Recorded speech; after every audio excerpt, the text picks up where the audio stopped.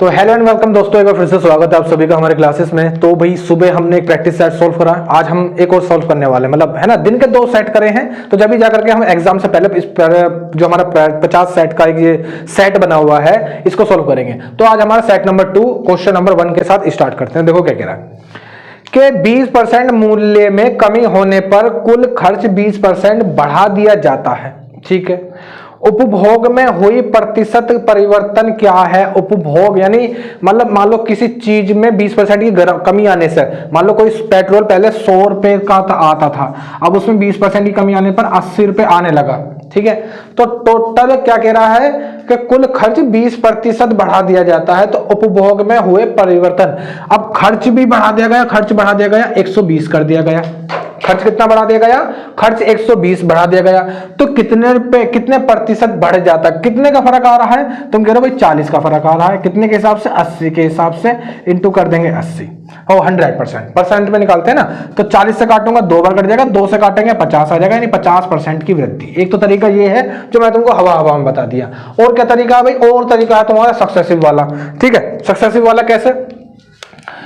कमी कह रहा है, कमी हुई है 20% की कमी हुई है। ठीक है, और हमसे कह रहा है कि भाई खर्च में, है ना, खर्च में वृद्धि हुई है, ओवरऑल खर्च में वृद्धि हुई है, 20% की वृद्धि हुई है। ठीक है, हमसे कह रहा है किस चीज में? लागत में क्या करना पड़ेगा? लागत उपभोग में, यानी वही, हाँ, उपभोग में यानी उस चीज पर खर्च में क्या करना पड़ेगा। तो इसका मान लिया X% मान लिया, वृद्धि हो या बढ़ोतरी हो कोई भी दिक्कत नहीं वाली बात नहीं है। फॉर्मूला लगाएंगे सक्सेसिव वाला। फॉर्मूला क्या होता है? a plus minus B plus minus A B upon में 100। ठीक है, इस फॉर्मूले से सॉल्व करेंगे। सुनेंगे जरा, प्लस कहां पे लेंगे? जब वृद्धि हो। माइनस कहां पे लेंगे? जब कमी हो। अब a इसको मान लेंगे, b इसको मानेंगे। क्यों ऐसा कर रहे हैं? क्योंकि जब ही जाकर के खर्च निकलेगा, है ना, खर्च पे क्या फर्क पड़ेगा भाई? कितने पैसे की कमी हो गई किसी चीज के रेट में और उसको मैंने कितना बढ़ा दिया। भाई मान लो पहले मेरे 100 रुपए का पेट्रोल आता था, अब उसमें 20% की कमी होगी, 80 रुपए का आने लगा। तो लेकिन मैं अब जहां पे मैं अब 1 लीटर लेता था, अब मैंने 2 लीटर लेना चालू कर दिया, है ना, तो या फिर आधा लीटर लेना चालू कर दिया, है ना। तो ये काम मैंने करे। तो इसके हिसाब से क्या करते हैं, कमी और उपभोग को सॉल्व करने के बाद पता चलता है मेरा टोटल खर्च कितना हुआ, बढ़ा या फिर कम हुआ। तो ए मान लेंगे इसको, बी मान लेंगे इसको। तो ए प्लस एक्स, ठीक है। अब ये माइनस, सुनो सॉरी ए का ले रहा हूं, ए लेंगे माइनस के 20 को, माइनस का 20 प्लस एक्स, और प्लस माइनस क्या हो जाएगा? माइनस का 20 गुणा एक्स बट्टे में 100, और बराबर कितना हो जाएगा? 20 हो जाएगा। ठीक है, यहां पे प्लस लूंगा या माइनस? प्लस लूंगा क्योंकि ये वृद्धि है। इसे सॉल्व कर लेंगे। सुनो जरा, ये माइनस का उधर जाएगा तो प्लस का हो जाएगा, यानी इधर तो हो जाएगा 40, है ना। ठीक है, 20 से काटूंगा, कट जाएगा कितनी बार? 5 बार। इसके और इसके बीच में एलसीएम ले लेंगे, 5 में गुणा करूंगा 5x माइनस का 1 हो जाएगा, तो यानी ऊपर हो जाएगा 4x, नीचे हो जाएगा 5, बराबर हो जाएगा 40। 4 से काटेंगे 10 बार कट जाएगा, x की वैल्यू, x की गुणा उसमें करूंगा तो कितना हो जाएगा? 50% की वृद्धि। अगर ये प्लस में आया तो वृद्धि, अगर ये माइनस में आता तो कमी। ठीक है, दोनों आंसर तुम देख सकते हो। तो भाई नेक्स्ट पढ़ेंगे क्वेश्चन नंबर 2। देखो क्या कह रहा है कि एक वर्ष में चक्रवृद्धि ब्याज तथा एक वर्ष के साधारण ब्याज में किसी निश्चित राशि को 8% वार्षिक दर पर अर्धवार्षिक संयोजित किया जाता है। ठीक है, तो 64 रुपए का अंतर मिलता है। सुनेंगे जरा, बिल्कुल बेहतर तरीके से देखेंगे, इंपॉर्टेंट लगा लेंगे। 64 रुपए का अंतर मिलता है। ठीक है, 2 चीज की बात कर रहा है, एक सिंपल इंटरेस्ट यानी साधारण ब्याज की बात कर रहा है, और एक चक्रवृद्धि ब्याज यानी सीआई की बात कर रहा है, कंपाउंड इंटरेस्ट की बात कर रहा है। ठीक है, अब सिंपल इंटरेस्ट में तुम चाहे छमाही में पैसा ले लो, चाहे तिमाही में ले लो, अगर 1 साल बाद दिया जा रहा तो वही प्रतिशत रहेगी जो परसेंट है ना, वही परसेंट रहेगी, यानी 8% पे ही दिया जाएगा। 1 साल में 8%, 2 साल होती तो 8% और जुड़ जाता है, यानी 16% हो जाता। अब यहां पे बात करते हैं, जैसे यहां पे छमाही की बात करी है, तो जो दर है तुम्हारी वो कितनी हो जाएगी? आधी हो जाएगी। दर कैसी हो जाएगी? आधी हो जाएगी। अब तुम्हें एक पता है कि एक चीज के सीआई में यानी कंपाउंड इंटरेस्ट में ब्याज पे भी ब्याज लगता है, तो यहाँ का जो चक्रवृद्धि ब्याज है, यानी जो टोटल चक्रवृद्धि ब्याज निकाला जाता है वो निकाला जाता है सक्सेसिव से। कैसे निकाला जाएगा? 4%, परसेंटेज नहीं लगाएंगे, 4 प्लस 4 गुणा 4 बट्टे में 100। ठीक है, तो 4 और 4 कितना हो जाएगा? 8, और यह कितना हो जाएगा? 16, नीचे से 2 जीरो तो 2 अंक पॉइंट लग जाएगा, यानी ये हो जाएगा 8.16%। ठीक है, अब एक चीज बताओ, कोई साधारण ब्याज 8% है और वहीं पे चक्रवृद्धि ब्याज 8.16% है। कितने प्रतिशत ज्यादा है? तुम कह रहे हो भाई 0.16% ज्यादा है। अब ये 0.16% क्या क्रिएट कर रहा है? ये क्रिएट कर रहा है 64 रुपए का अंतर। ठीक है, इनटू कर दूंगा 100 तो क्या निकल जाएगी? वो धन निकल जाएगा। बस इसको सॉल्व कर लेंगे, सुनेंगे जरा। तो क्या कर सकते हैं, पॉइंट हटा करके 2 जीरो बढ़ा लूं और 16 से काटूंगा 4 में कट जाएगा, 4 की गुणा इसमें करूंगा तो कितना आ जाएगा? 40,000 इसका राइट आंसर आ जाएगा। तो भाई नेक्स्ट पढ़ते हैं क्वेश्चन नंबर 3। सुनेंगे क्या कह रहा है कि दो संख्याओं का मैं से भाग विधि से ज्ञात करने पर अंतिम भाजक 15 तथा भागफल क्रम से 2, 3 और 5 मिलते हैं। ठीक है, तो ये संख्याएं कौन सी हो सकती हैं? सुनेंगे जरा। जो भाग विधि से जब मैं से निकाला जाता है ना, एचसीएफ की बात कर रहे हैं, जब मैं से यानी महत्तम समापवर्तक निकाला जाता है तो जो अंतिम भाजक होता है वही उसका एचसीएफ होता है। वही क्या होता है? एचसीएफ होता है। यानी उन दो संख्याओं का एचसीएफ कितना है? 15 है। ठीक है, अब पहले एक तो तरीका ये है कि ऑप्शनों पर नजर मारो। अब तुम देख के पता लगा लो कि कौन से ऑप्शन का मतलब एचसीएफ 15 आ सकता है। ठीक है, कौन से ऑप्शन का एचसीएफ 15 आ सकता है। और एचसीएफ आने का मतलब है कि ऑप्शन जो दिए वो 15 से डिवाइड होने चाहिए। जैसे ऑप्शन पहले देखते हैं 340 और 200, तो 200 तो 15 से डिवाइड नहीं हो सकता, छोड़ देंगे। अगला 353 भी 200 से 15 से डिवाइड नहीं होगा, इसको भी छोड़ देंगे। उससे अगला 555 15 से हो जाएगा, 15 से 45 और 10 बचेंगे, 15 से 105 हो जाएगा। और 240 ये भी हो जाएगा, 15 से 16 बार कट जाएगा। और ऑप्शन डी 600 और 300, तो उसका तो एचसीएफ 300 निकलेगा, यानी ऑप्शन सी इसका राइट आंसर हो जाएगा।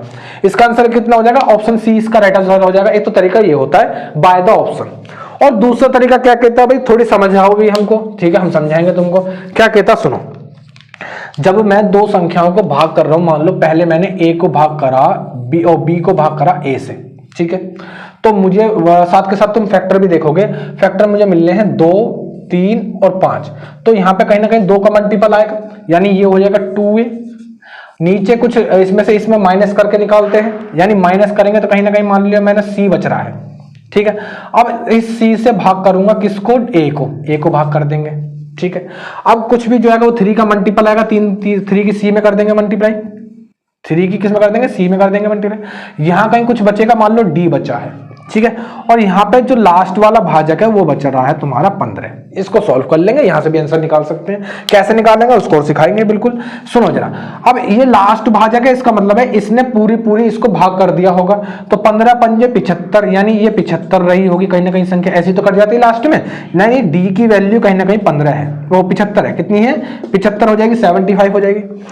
अगर डी की वैल्यू 75 है, सुनेंगे जरा, यहां पे d की वैल्यू 75 है, तो ये वाली जो है ये इसमें से माइनस होके आई होगी, यानी c की वैल्यू कितनी है? एक सेकंड, ये c आएगा यहाँ पे, c, सॉरी d की वैल्यू नहीं कर रहे, c आएगा। अगर c की वैल्यू कितनी आ जाएगी भाई? 75 आ जाएगी। जो ऊपर होता है वही अंदर उठ के आता है ना, जो जैसे a अंदर उठ के आ गया c, अब यहाँ पे c है तो c अंदर आएगा, तो c की वैल्यू आ जाएगी 75।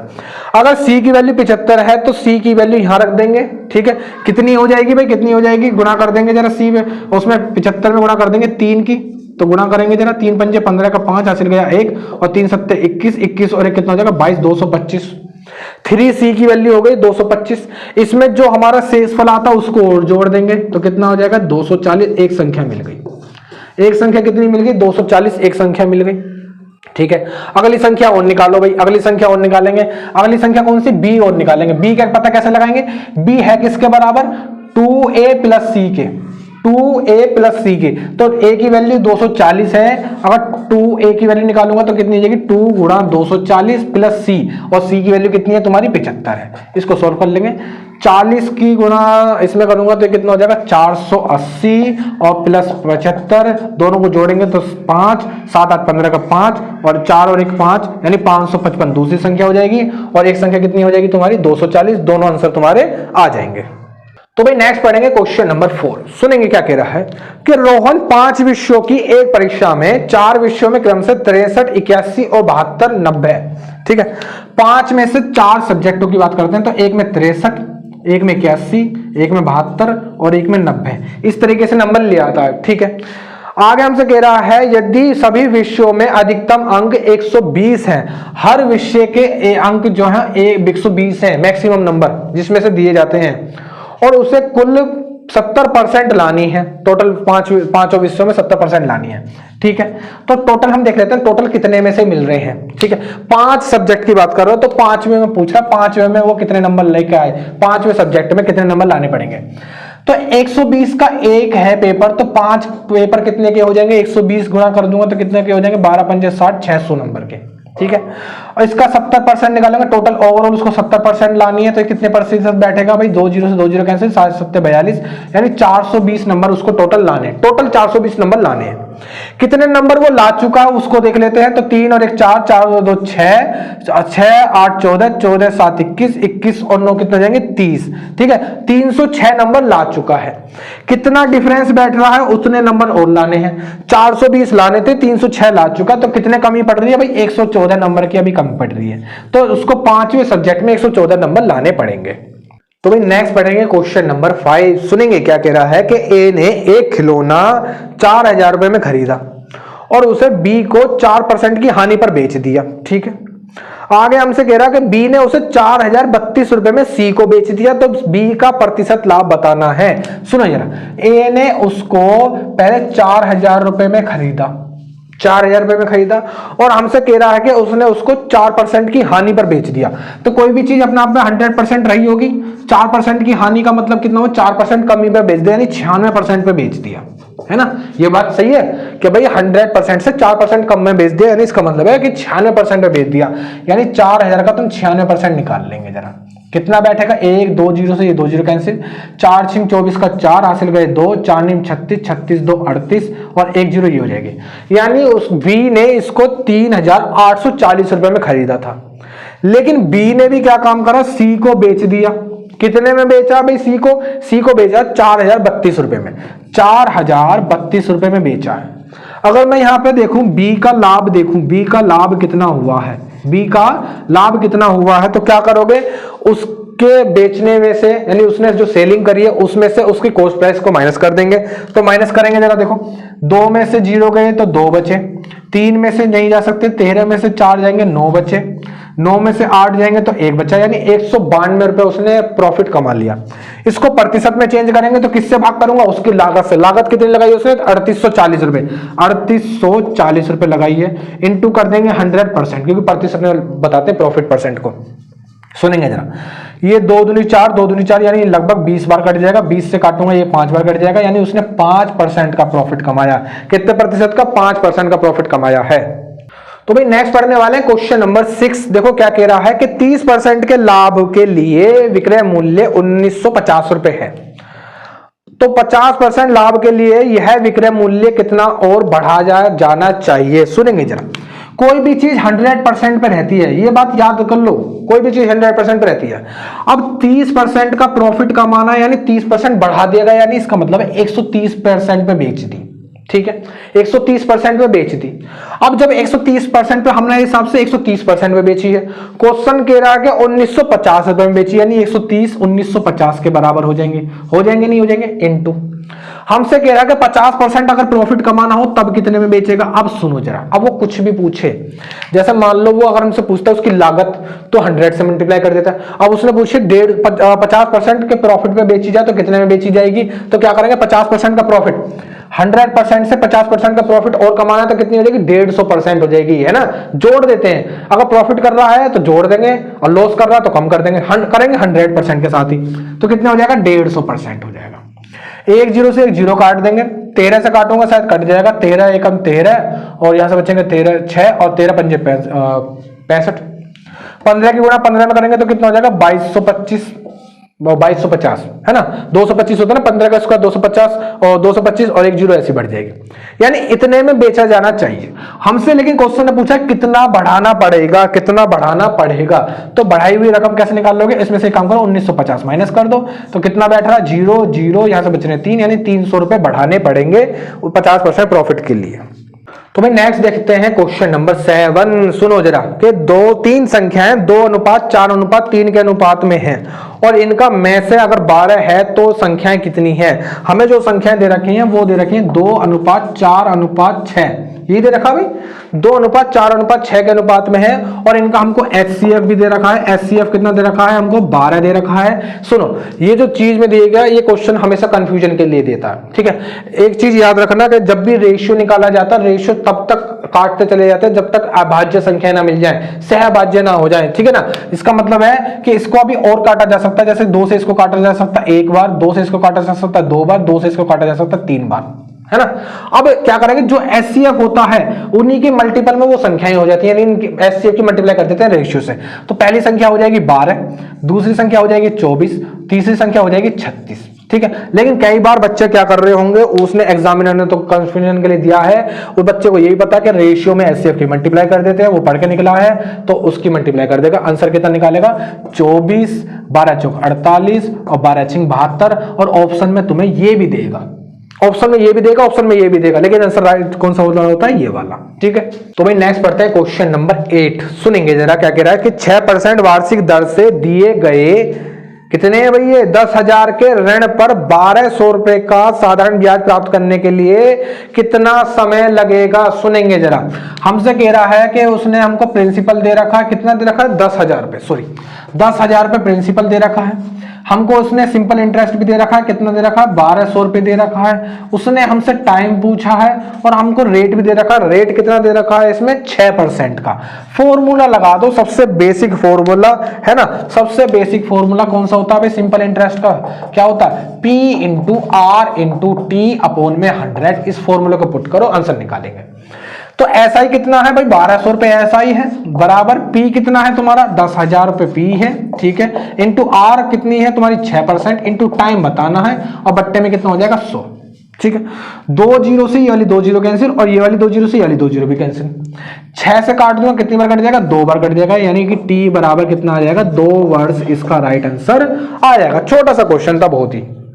तो भाई नेक्स्ट पढ़ते हैं क्वेश्चन नंबर 9। क्वेश्चन नंबर 9 सामने लिखा है, क्या लिखा है? 3 प्लस रूट 8 प्लस 1 अपॉन में 3 minus root 8 minus 6 plus 4 root 2 का मान ज्ञात करना। मान ज्ञात करना है तब तक सॉल्व करेंगे जब तक कि नीचे से अंडर रूट कैंसिल ना हो जाए। अब मुझे जब मैंने ये बात बोल दी कि नीचे से अंडर रूट कैंसिल ना हो जाए, तो इसका मतलब है मुझे बस इसके साथ खेल करना है ना, मतलब इसी को सॉल्व करना है, क्योंकि इसी के नीचे अंडर रूट है और किसके नीचे तो है भी नहीं, ठीक है। तो इसी को सॉल्व करते हैं। सुनेंगे जरा, इसको पहले ऐसे लिख दो 3 प्लस रूट 8, इसको ऐसे लिख दो, इसके साथ कंजुगेट लगा देंगे। कंजुगेट कैसे करते हैं भाई? नीचे जो संख्या लिखी हुई है पहले तो ऐसे लिखो 3 रूट 8, नीचे जो संख्या लिखी हुई है उससे एक बार तो ऊपर गुणा कर दो, है ना, और एक बार नीचे गुणा कर दो। बस फर्क क्या करते हैं, जैसे मान लो यहाँ पे माइनस है तो दोनों में प्लस लगा देंगे, अगर नीचे प्लस का होता है तो दोनों में माइनस लगा देते हैं, इसे बोलते हैं कंजुगेट, ठीक है। माइनस, इसकी माइनस के अंदर गुणा कर देंगे तो माइनस का 6 माइनस का 4 रूट 2 हो जाएगा, ठीक है। अब इसको थोड़ा सा और सॉल्व कर लेंगे। सुनेंगे जरा, ये आपस में है ऐसे हैं, ठीक है। अब ये 1 मिनट सुनेंगे जरा, अब सुनो, ये तुम्हारा लिखा हुआ a माइनस बी और दूसरे ब्रैकेट में a प्लस बी, तो क्या करेंगे भाई? इसमें फॉर्मूला लग जाएगा a square minus B square का, इसको ऐसे लिख दो, क्या हो जाएगा? 3 प्लस अंडर रूट 8 प्लस ऊपर क्या है तुम्हारा? 3 प्लस अंडर रूट 8 माइनस यहाँ क्या लिखा हुआ? माइनस का 6 और माइनस का 4 रूट 2, सॉरी पहले इसको तो सॉल्व कर लें, है ना। माइनस का 6 माइनस का 4 रूट 2 मैंने पहले लिख दिया। तो यहाँ पे देखो क्या करने वाले, a square minus B square, a square कितना हो जाएगा? 9 माइनस का b स्क्वायर कितना हो जाएगा? b स्क्वायर का मतलब कितना? रूट 8 का स्क्वायर, और रूट 8 का स्क्वायर कितना हो जाएगा? 8 हो जाएगा। 9 में से 8 चले जाएंगे तो कितना बचेगा? 1 को लिखने की कोई जरूरत नहीं है, इसको सॉल्व कर लेंगे। सुनो, 3 और 3 कितना हो गए? 6, 1 रूट 2 1 रूट 2 8, ये कितना हो जाएगा? ये हो जाएगा तुम्हारा प्लस का 2 रूट 8 माइनस का 6 माइनस का 4 रूट 2, 6 से 6 कैंसिल। अगर सही से देखोगे तो ये और ये दोनों आपस में बराबर है, ये और ये आपस में कैसे हैं? बराबर हैं। अगर किसी को यकीन नहीं आ रहा तो मैं थोड़ा सा और सोल्व करके दिखा सकता हूं। कैसे? कि भाई ये लिखा हुआ 2 इंटू अंदर से 2 के जोड़े बनाओगे, है ना, रूट 8 में ऐसे लिख सकते हो 2 इंटू 2, तो अंदर से एक का जोड़ा बन के बाहर निकल जाएगा, एक बन के बाहर निकल जाएगा, अंदर क्या बचेगा? 1 2 बचेगा, ठीक है। और माइनस का क्या लिखा हुआ है? 4 रूट 2 लिखा हुआ है, तो ये कितना हो जाएगा? 4 रूट 2 माइनस का 4 रूट 2, ये कैंसिल आउट हो जाएगा, 0 इसका राइट आंसर आ जाएगा। तो इसका आंसर कितना होगा? 0 इसका आंसर होगा। तो भाई नेक्स्ट पढ़ते हैं क्वेश्चन नंबर 10। क्वेश्चन नंबर 10 मैंने सामने लिखा, क्या लिखा हुआ भाई, a√2 प्लस b√3 बराबर √98 प्लस √108 माइनस का √48 और माइनस का √72। इसको सॉल्व करेंगे, सुनेंगे जरा। ये जो चीज दी हुई है ना, ये जो चीज दी हुई है, ये हमको इसी फॉर्मेट में लिखनी पड़ेगी, यानी √2 और √3 के साथ जो भी मल्टीपल में संख्या होगी उसके साथ। तो कैसे करने वाले हैं इसको सुनेंगे जरा। इसमें एक काम कर सकते हैं, इसको मैं ऐसे लिख सकता हूं, इसको ऐसे लिख सकता हूं 49 × 2, है ना भाई। 49 दूनी कितना हो जाएगा, 98 हो जाएगा। प्लस इसको क्या लिख सकते हैं भाई, इसको क्या लिख सकते हैं, 108 किसका आधा हो जाएगा। इसको एक काम कर सकते हैं, 27 दूनी 54, 54 दूनी 108, यानी इसको लिख सकते हैं 27 × 2, नहीं 27 × 4, 27 × 4। तो इसको एक काम करो, 36 दूनी 72, 16, इसके फैक्टर काट लेते हैं। जो चीज ना सोच में आया उसको फैक्टर काट ले करो। 2 से काटूंगा 54 बार, 2 से काटूंगा 27 बार, तो 3 से काटेंगे कितनी बार, 3 से कट जाएगा 9 बार, और 3 से काटेंगे 3 बार, तो यानी इसको लिख सकते हैं 2 दूनी 4 और 3 दूनी 6, यानी कि ये हो जाएगा 6√2 दूनी 4, 4 या 12 या 36। इसको लिख सकते हैं 36 × 3, ठीक है। इसको क्या लिख सकते हैं, 36 × 3, 36 या 108, ठीक है। इसको रख कर देंगे, इस तरीके से सॉल्व करके सोच के भी देख सकते हो। माइनस का इसको क्या लिख सकते हैं भाई, इसको क्या लिख सकते हैं, 24 दूनी 48, 16 या 48, यानी इसको लिख सकते हैं 16 × 3। मैं ऐसा क्यों सोच रहा हूं, मैं एक ऐसी संख्या सोच रहा हूं जिसका अंडर रूट से बाहर निकाला जा सके। जैसे 49 को बाहर निकल जाएगा, 36 बाहर निकल जाएगा, 16 भी बाहर निकल जाएगा। अब ऐसी 72 में तुम सोच के बताओगे ऐसे कुछ फैक्टर कि जो बाहर भी निकल जाए और अंदर भी बचे। जैसे मान लो 36 दूनी 72, है ना, तो माइनस का इसको लिख सकते हो 36 × 2, 6 बाहर बन जाएगा और 2 अंदर रह जाएगा, ठीक है। अब सुनो जरा, अब आगे क्या करेंगे। ये लिखा हुआ है तुम्हारे पास a√2 प्लस b√3 बराबर, इसमें से देखो, इसमें से बनकर निकल जाएगा 7, अंदर बचेगा √2 प्लस यहां से बन जाएगा 6, अंदर बचेगा √3 माइनस यहां से निकल जाएगा तुम्हारा 4, अंदर बचेगा √3 माइनस यहां से बचेगा 6, अंदर बचेगा √2, ठीक है भाई। 49 का 7 बाहर बन जाएगा, 36 का 6 और 16 का 4 और 36 का 6, है ना। इस तरीके से आ जाएंगे। √2 को √2 के साथ सॉल्व कर देंगे तो ये कितना बचेगा, सुनोगे जरा, 7 में से 6 चले जाएंगे, 1 बचेगा, यानी 1√2, 1 को लिखने की जरूरत नहीं होती है। √3 को √3 के साथ सॉल्व करेंगे तो कितना बचेगा, 6 में से 4 चले जाएंगे तो कितने बचेंगे भाई तुम्हारे 2√3, प्लस की बड़ी संख्या तो प्लस का चिन्ह आ जाएगा। ये क्या लिखा हुआ है, a√2 प्लस b√3। अब कंपैरिजन कर देंगे। कंपैरिजन कैसे करेंगे, √2 जिसके साथ है उसकी वैल्यू a की वैल्यू हो जाएगी। जैसे यहाँ पे कितना किसके साथ है, 1 के साथ है, तो यहाँ पे a की वैल्यू हो जाएगी 1। √3 किसके साथ है, यहाँ पे 2 के साथ है, यहाँ पे b के साथ है, यानी b इसकी कंपैरिजन हो जाएगी, यानी b की वैल्यू हो जाएगी 2। इस तरीके से तुम दोनों का आंसर निकाल सकते हो। तो भाई नेक्स्ट पढ़ेंगे क्वेश्चन नंबर 11। सुनेंगे सब क्या कह रहा है कि किसी आयत की लंबाई और चौड़ाई का अनुपात 6:5 है, ठीक है, तथा इसका क्षेत्रफल 6750 सेंटीमीटर स्क्वायर है, तो आयत के परिमाप और आयत का क्षेत्रफल का अनुपात बताना है। ये हमने बना लिया आयत, ठीक है, ये आयत मान लिया। इसमें कह रहा हूं उनका अनुपात यानी लंबाई और चौड़ाई का अनुपात 6:5 है। इसको किसी भी एक के मल्टीपल में मान लो, चलो इसको 6x और 5x मान लिए। दो तरीके सिखाऊंगा, दोनों डायरेक्ट, एक डायरेक्ट वाला भी, एक समझने वाला भी। इसका हमको क्षेत्रफल भी दे रखा है, कितना दे रखा है, 6750। कितना दे रखा है भाई, 6750 इसका स्क्वायर मतलब एरिया दे रखा है, हमको क्षेत्रफल दे रखा है। आयत के क्षेत्रफल का फॉर्मूला क्या होता है भाई, आयत के क्षेत्रफल का फॉर्मूला क्या होता है, क्या होता है, लंबाई गुणा चौड़ाई, यही होता है, ठीक है, लंबाई गुणा चौड़ाई। क्षेत्रफल है कितना, 6750 बराबर लंबाई कितनी है, इसको ले लो चाहे उसको ले लो, किसी को भी ले लो, ठीक है, 5x × 6x, ठीक है। 5 से 5 छिंग कितना हो जाएगा, 5 छिंग कितना हो जाएगा, 30 हो जाएगा। 30 से 1 0 ये कैंसिल, 3 से काटूंगा ये भी कट जाएगा, 3 दूनी 6, 3 एकम 3, 3 पंजे 15, सही बात है। 3 दूनी 6 और 3 दूनी 3 दूनी 6, 3 दूनी 6, 3 पंजे 15, 225 बार जाएगा। और इधर क्या हो जाएगा, x × x क्या हो जाएगा भाई, x स्क्वायर हो जाएगा। जो स्क्वायर है वो अंडर रूट में हो जाएगा, अंडर रूट 225 बराबर x, यानी x की वैल्यू कितनी आ जाएगी, 15 आ जाएगी। x की वैल्यू कितनी आ गई, 15 आ गई। यहां से तुम लंबाई निकालोगे, 15 × 6 = 90 लंबाई हो गई, और 15 पंजे 75 तुम्हारी चौड़ाई हो गई, ठीक है। अब परिमाप का फॉर्मूला क्या होता है भाई, परिमाप का फॉर्मूला और पता लगाएंगे। परिमाप का फॉर्मूला क्या होता है, परिमाप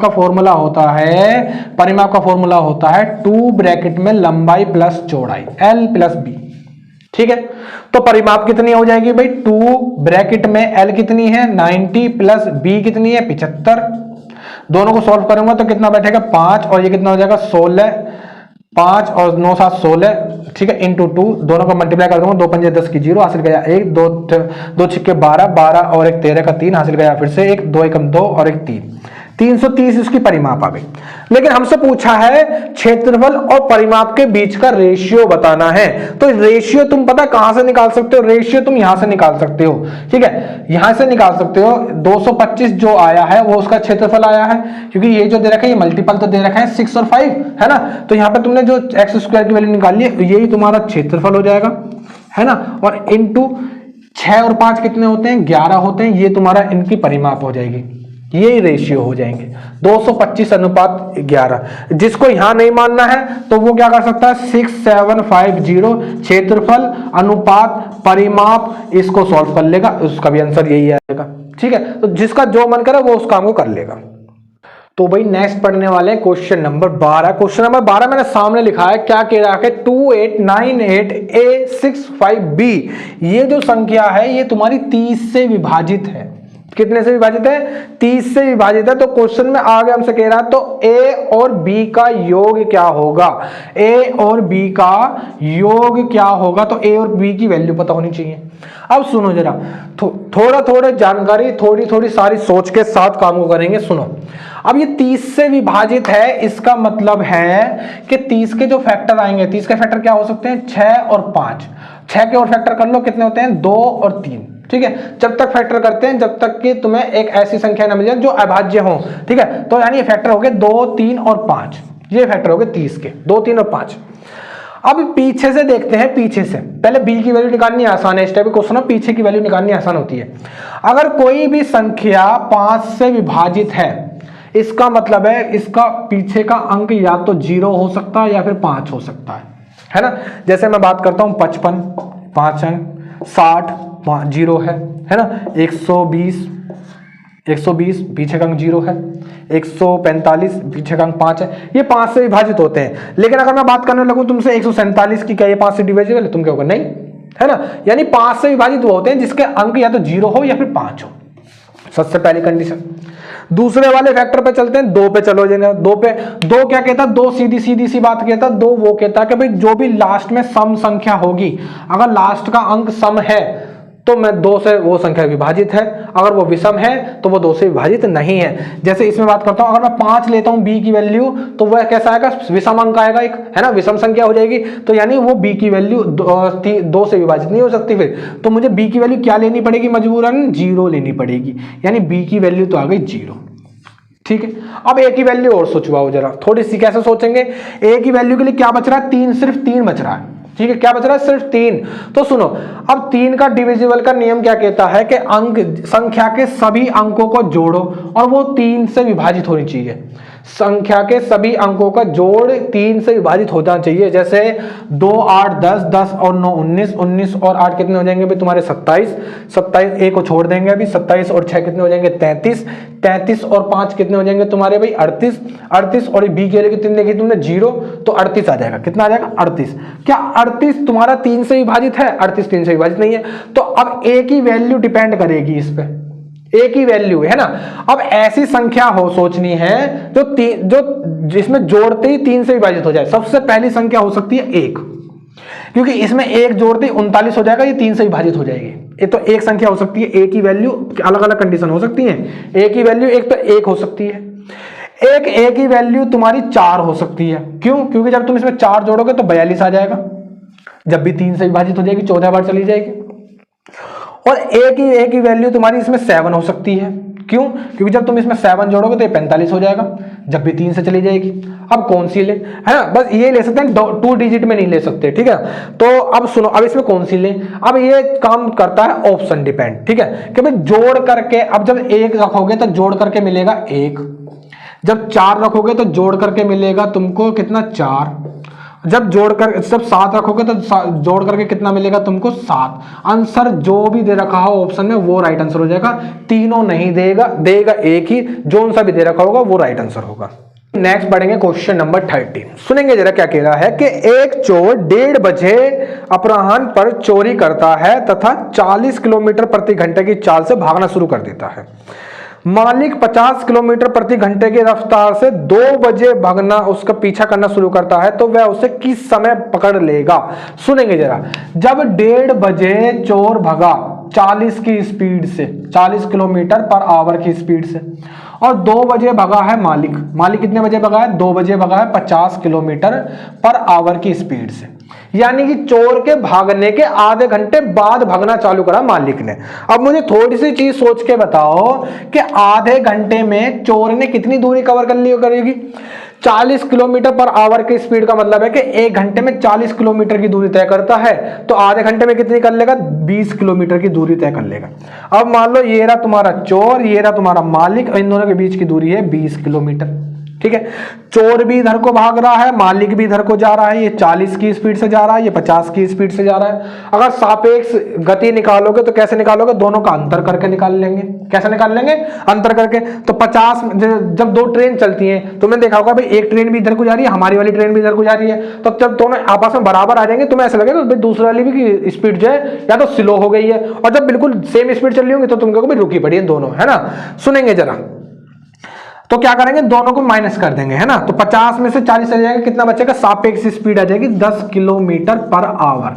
दूरी कितनी कवर करनी है, 20 किलोमीटर। तो समय का फॉर्मूला क्या होता है, दूरी बट्टे चाल। तो क्या कर दूंगा, भाग कर दूंगा, तो समय कितना आ जाएगा, 2 घंटे, यानी 2 घंटे बाद चोर को पकड़ा जाएगा, ठीक है। हमसे क्वेश्चन में लेकिन पूछा है कि कितने बजे पकड़ा जाएगा। अब मालिक ने 2 बजे भागना स्टार्ट करा, उसके 2 घंटे बाद पकड़ा जाएगा, इसका मतलब है 4 बजे पकड़ा जाएगा चोर। कब पकड़ा जाएगा भाई, 4 बजे पकड़ा जाएगा चोर। तो भाई नेक्स्ट बढ़ेंगे क्वेश्चन नंबर 14, सुनेंगे क्या कह रहा है कि ए एक कार्य को 12 दिन में पूरा कर सकता है, ठीक है भाई, जबकि बी उसे 15 दिन में पूरा कर सकता है, ये भी ठीक है। वे दोनों मिलकर इसे 450 रुपए में तैयार हो जाते हैं, मतलब उस काम को करने के लिए 450 रुपए में ठेका ले लेते हैं, एक तरीके से मतलब तय कर देते हैं कि 450 रुपए में हम इसको खत्म कर देंगे। परंतु बी कार्य समाप्त होने के 3 दिन पहले ही छोड़ देता है और शेष कार्य ए अकेला करता है, तो प्राप्त धनराशि में ए का हिस्सा कितना है। सुनेंगे जरा, अच्छे से पढ़ेंगे, टाइम एंड वर्क का क्वेश्चन है। ये रहा ए, ये रहा बी, वो उस काम को 12 दिन में करता है, ये इस काम को 15 दिन में करता है, ठीक है। क्या सेम कर दे रखा है, ए 12 दिन में, बी 15 दिन में, ठीक है। और टोटल कमा रहे हैं 450 रुपए, ठीक है। अब सुनो जरा कैसे करते हैं क्वेश्चन। पहले जो है दोनों का एलसीएम ले लेंगे, यानी 12 का और 15 का एलसीएम लूंगा तो कितना आ रहा है, 60, यानी टोटल वर्क आ गया 60। टोटल वर्क कितना आ गया, 60 आ गया टोटल वर्क। अगर इससे भाग करते हैं तो यानी आ जाएगा 5, यानी ये एक दिन में 5 काम कर रहा है, ए एक दिन में 5 काम करता है। और इससे भाग करूंगा तो ये आ जाएगा 4, यानी बी एक दिन में 4 काम करता है।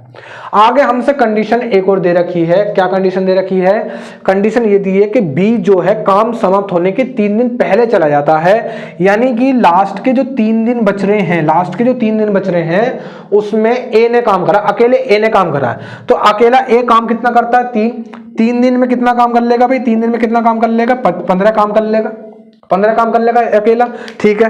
अब मुझे एक चीज बताओ, अगर उसने अकेले ने 15 काम कर लिया, 60 में से 15 काम उसने अकेले ने करा है, तो दोनों ने मिलकर कितना काम करा, तुम कह रहे हो 45, बचा हुआ काम 45 दोनों ने मिलकर काम करा है। ये काम करता है 5, ये काम करता है 4, दोनों मिलकर कितना काम करते हैं, 9 काम करते हैं। दोनों के मिलकर कितना काम करते हैं भाई, दोनों मिलकर करते हैं 9 काम, ठीक है। 9 से भाग करूंगा कितनी बार चला जाएगा, 5 बार।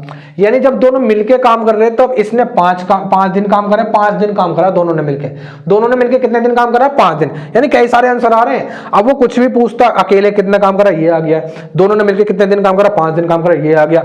अब हमसे सुनो, अब उसने पूछा मजदूरी का हिस्सा, ए का हिस्सा कितना होगा। अब जो पैसा बटता है ना, वो बटता है कि भाई मैंने इस काम में से कितना काम करा है। तो सुनो, ए ने जो है 15 काम तो अकेले करा है, बी के साथ मिलके भी कुछ काम करा है, हर दिन 5 काम करता है, बी के साथ मिलके काम करा उसने 5 दिन, तो टोटल कितना हो जाएगा भाई, 5 पंजे 25 काम ये हो गया, प्लस 15 काम ये हो गया, टोटल 40 काम उसने करा है।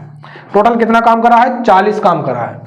पैसे बांटने थे 450 रुपए, 60 काम के हैं तो 60 से भाग कर देंगे, टोटल 60 काम के बटते इनटू 40 काम उसने ए ने करा तो 40 का हिस्सा उसे मिलेगा। अगर मान लो बी का हिस्सा पूछता तो बी ने कितना काम करा, बी ने 20 काम करा तो उसको बी का हिस्सा मिलेगा, चाहे 20 का हिस्सा मिलेगा। सुनेंगे जरा, सोल्व करेंगे। 1 0 से 1 0 काट दूं, 3 से काट दूंगा 2 बार, 3 से काट दूंगा 15 बार, ठीक है, 2 से काट दूंगा 20 बार, तो 15 दूनी कितना हो जाएगा 30, यानी 300 रुपए ए का हिस्सा हो जाएगा। तो नेक्स्ट पढ़ेंगे क्वेश्चन नंबर 15। क्वेश्चन नंबर 15 मैंने सामने लिखा, क्या कह रहा है, x plus y minus z अनुपात y minus z plus 2w अनुपात 2x plus Z minus w बराबर 2:3:1 है। तो हमें मान बताना है 5w minus 3x minus Z बराबर नहीं, ये शायद रेशियो है, ठीक है, ये क्या है, रेशियो है, ये रेशियो है और इसका हमको मान बताना है, ठीक है, इसका मान बताना। सुनेंगे जरा क्या कर सकते हैं। इसका मतलब है जो रेशियो दे रखा है, इसका मतलब है कि ये जो है x प्लस वाई माइनस का z जो है इसकी वैल्यू 2 है, ठीक है, और इसकी वैल्यू 3 है, ठीक है, और इसकी वैल्यू कितनी है भाई, इसकी वैल्यू 1 है। ये इस तरीके से वैल्यू दे रखी है। अब क्या कर सकते हैं इसमें, हम क्या कर सकते हैं, सुनेंगे जरा। इस टाइप के क्वेश्चनों में क्या करते हैं, इस टाइप के क्वेश्चनों में जो हमको ये जो चीज दे रखी है ना, इसी से थोड़ा सोच कर सकते हैं। जैसे क्या सोच सकते हो कि जैसे 2 और 1 को जोड़ूंगा तो 3 आता है, ऐसे ही इसको और इसको जोड़ेंगे तो ये इसके बराबर हो जाएगी।